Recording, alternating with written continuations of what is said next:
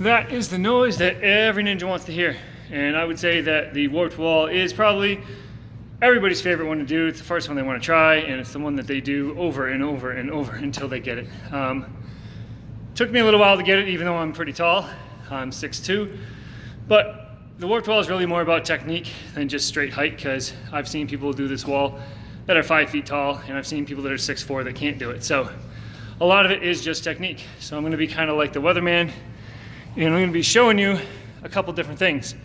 First off, if you are having problems doing the warped wall at any height, whether it's 8, 10, 12, 14 and a half, or 18, what I want you to do is get a side shot just like this and have someone videotape you doing it so you can watch it back in slow-mo and see everything you're doing. I was actually having trouble a little while ago, and really it was just mental. It was in my head, but I was doing something wrong, and I'll explain that when I get to it. So first thing with the warped wall is you're going to be running up the wall. It's an up movement of running. It's not an at. So do not come flying at it at 100 miles an hour and then hit the wall, because what you're going to do is smash into it, and you'll hear it, and you'll see people do this all the time. So try not to do that. When you run up it, think of like running up like a sand dune at a beach or something like that. That's kind of the way you want to approach it. So the run up to it, it doesn't matter how close or far you are away. What matters is where does your first step go. So if you land and your first step is down here, you're probably not going to make it up the wall unless you're John Alexis. So you want your first step to be fairly high up, and then same thing, second step, and then third step up here somewhere. You want to try to do it in 3 steps. If you are tiny, then go ahead and do 4, depending on which height you're at. It doesn't really matter, but if you can do it in 3, it's better. You want to be on the wall less. So when you hit that wall, when you run up the wall, your step should be powerful. That's more important than the speed. It's the power of your strides on the wall. That's what gets you up to the top. So it's 3 steps, 1, 2, 3. It should sound like that, not like this. So it shouldn't be like boom, boom, boom like that. That means you took a really short step for your last one. So you want all your steps to be pretty long. On the last step, think of it like a layup. You're jumping up with both hands, and you're pushing off that last foot towards the top. You're looking at the bar with your eyes, and you're grabbing it. Your eyes should kind of go up as you're running up the warped wall, and then when you're done, you're looking up at the bar at the top.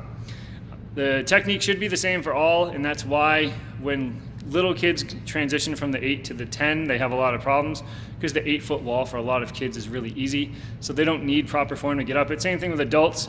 The 10, for pretty much any adult, you can just do it, and then even for the 12, it's really not that hard to do.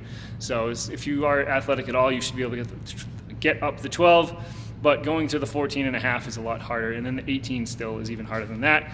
Sadly, our roofs are not, our ceilings are not high enough, so we can't actually do an 18, which kind of stinks, but TA has one, so if you want to do one, you can go there and try it out.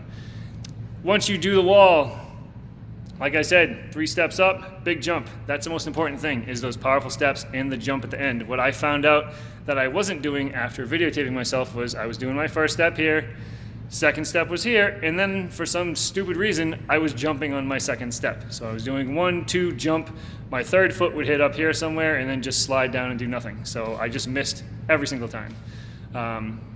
Then I watched myself and then realized I wasn't doing 3 steps and jumping. So that's what you want to do. 3 steps and jump high, throw your arms up every single time, no matter what. A lot of kids will put their hands on the wall, and I call this doggy paddling, and I tell them never do it. You should not touch the wall at all. When you run, you're running like a sprint up the wall, and then on that last one, you're driving both arms up. So don't put a hand out like this. Don't try to grab the wall and throw yourself up. A lot of people do that and try to reach with 1 arm instead of 2. Always, always, always go with 2. All right? And if you aren't sure if that really works or not, just stand somewhere and then jump as high as you can, and pretty much everyone in the world will jump with 2 hands. Nobody stands there and just does this, and no one stands there and just jumps with nothing to try to get as high as possible. So the 2 hands give you momentum to get you taller and higher up on that wall. So make sure you use them, all right? Once you're up to the top of the wall, some people have problems with that. With the 14 and a half that we have, we can't climb up on top of it, so the buzzer's right at the edge of it, so you just reach up and grab it. But on the shorter ones, you actually have to climb up to go get to the buzzers. If you're having problems with that, a lot of that is just upper body. So pull-ups, and then when you're on the wall, once you're here, you want to try to pull up in one motion and then go like that. Get your arms straight, and then you can throw a knee over. But even if you can't do that yet, get to this part where you're just hanging like this, and then start to pull up as much as you can while your feet are kind of scrambling up.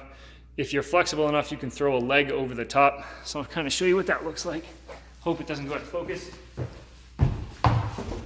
So you're hanging like this. If you're flexible, you can just throw a leg up like that and then pull yourself up.